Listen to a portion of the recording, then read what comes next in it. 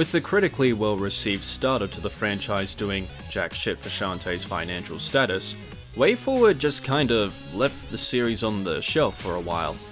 They did attempt to create a sequel for the Game Boy Advance back in the early to mid-2000s called Shantae Advance.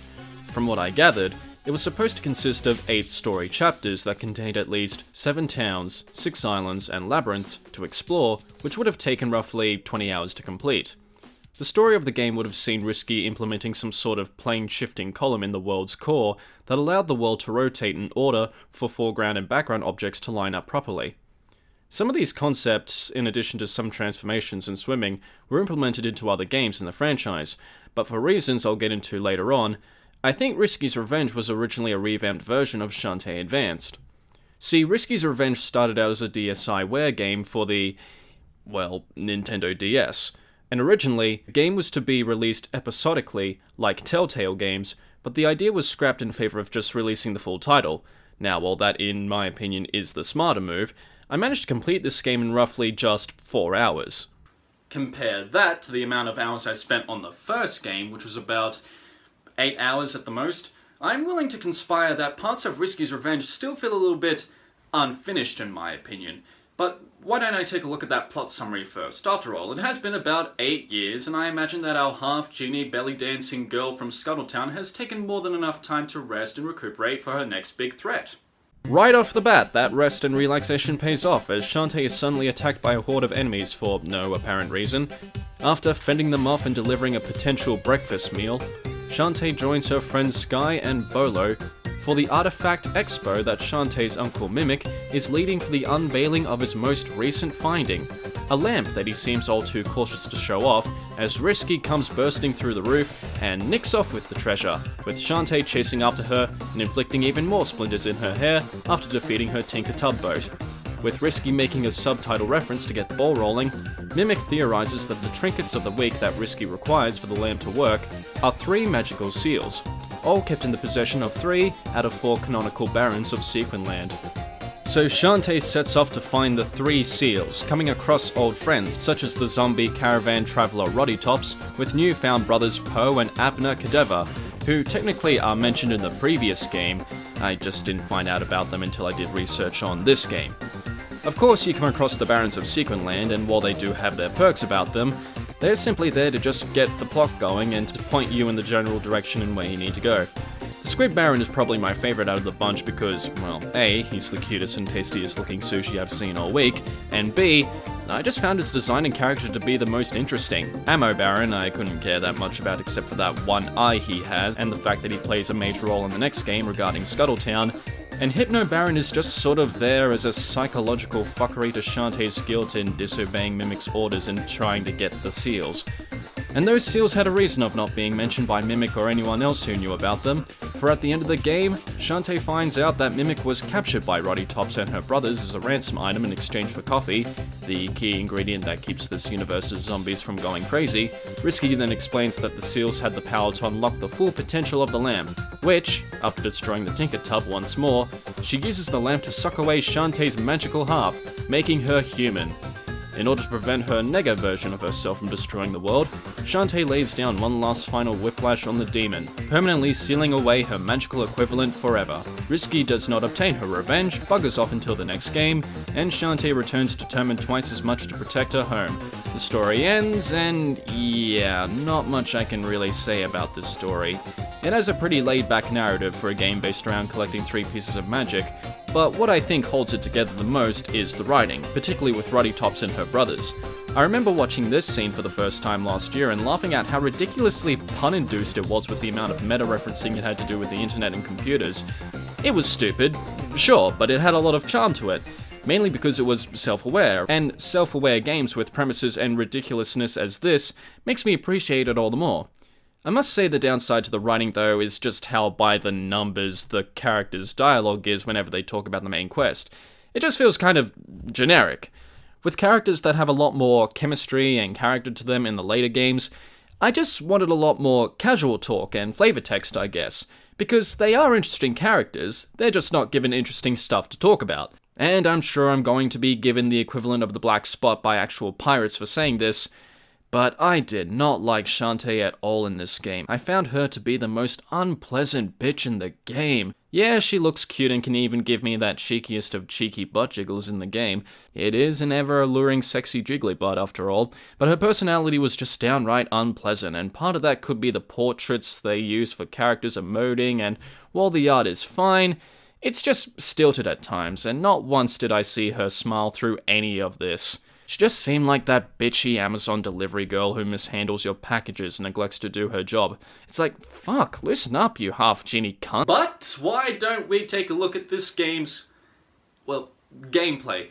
And taking into consideration that this game is improving on the pros and cons from the last game, I'm willing to give it a little bit more of a chance, but I still believe while this is a good game, it still has its shortcomings here and there. Risky's Revenge maintains the Metroidvania gameplay while still incorporating some new things here and there to spice up the gameplay without it being obtrusive or feeling experimental. For one, the game now utilizes a magic meter for storm puffs, fire shots, and pike balls, and now keeps items such as healing potions and magic elixirs to a limit of 9 each on hand whenever you need to heal up.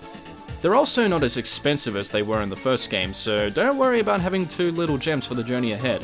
You can still use your hair whip ability to take out enemies, and you even have this new backstep move which is useful for backing away from long-ranged enemies.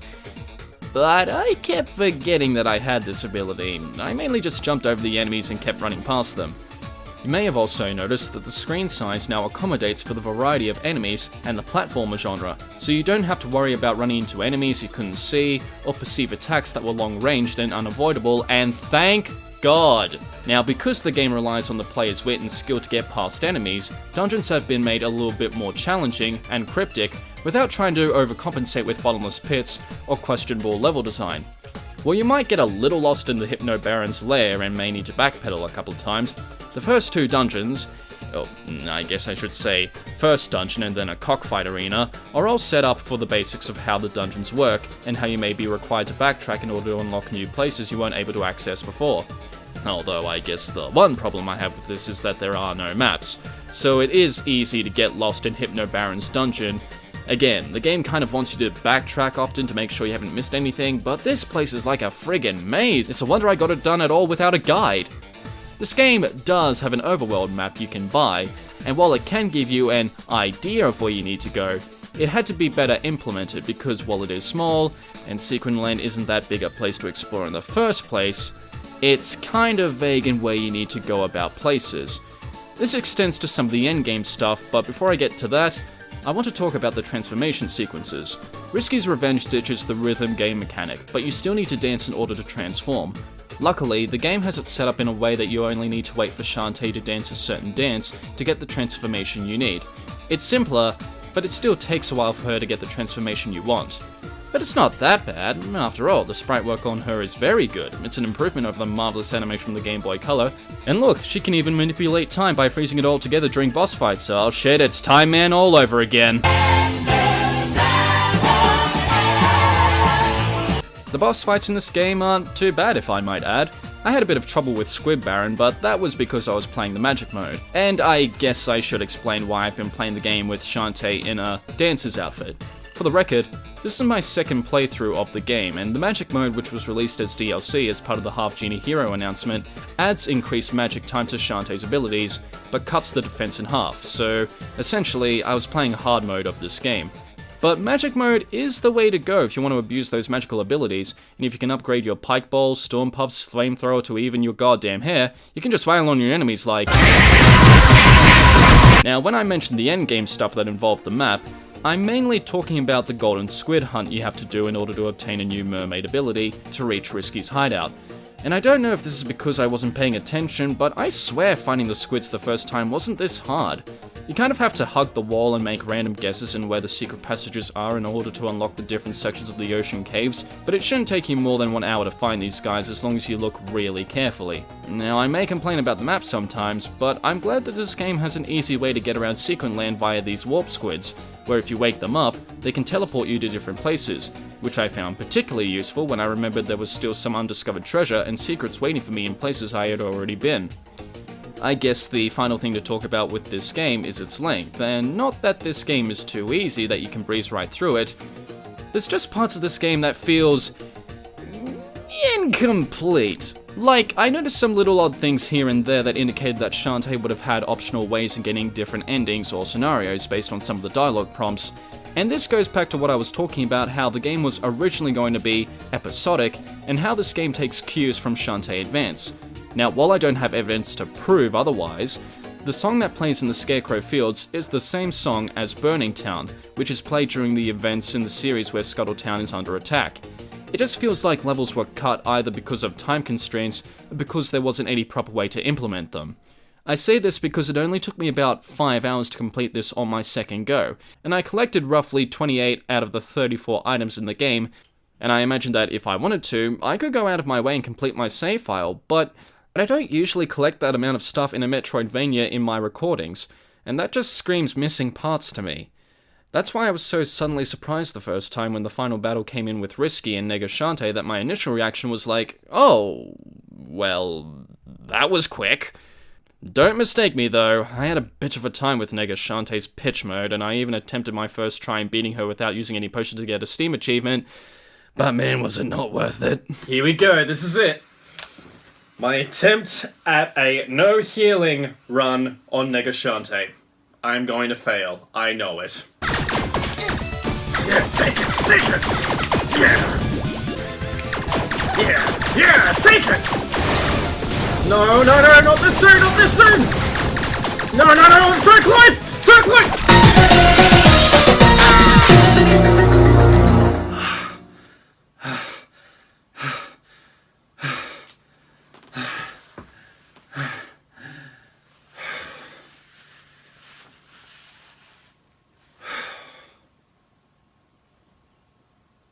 I've made a mess. One thing I can't take away from this game is once again its artwork and music. I love how this game looks, especially considering that this was a game for the DSiWare. The animations are top notch, the character designs are for the most part pretty good, and of course the jiggliness of the ever so sexually alluring bud is a magical sight to behold. The music is also pretty good. Can't say that I hummed a lot of the songs though. This is still not the point in the series where I think the soundtracks really go all balls to the walls exciting with its songs. But not to worry, my friends, I still believe that Shantae Risky's Revenge, in its own right, is still a good game. And I kinda recommend it as a starter Metroid Pack edition, as well as a entry point into the Shantae series. And you don't need to necessarily know the history or the knowledge or the lore of the previous game to get what's going on. You can jump to it just fine. And when we come back for another review, I'm actually going to take a slight detour from Shantae, and we're going to take a look at a recently released Sonic game that came out on the PS4, Xbox One, Nintendo Switch, and on Steam for PC. And I think you guys know which one it is, and while I haven't heard any of you guys asking me what I think about it, I think it's about time that I look at it right now. I'm talking about Sonic Mania, of course. Sonic Forces has only just recently been announced to be on Steam for pre-purchase. And I did kind of delay my video to look at Sonic Mania because I know a lot of people were looking at it already. I wanted the hype to die down a little bit, and to just give my own opinion when all the noise just sort of settled down and everyone had already played the game, and I could just spread my opinion and my thoughts without having to worry about bringing any spoilers to the stage. So, I hope you can join me for that, and until next time, take care of yourselves, have a good evening, and as always, stay awesome, lovely viewers. I'll see you around.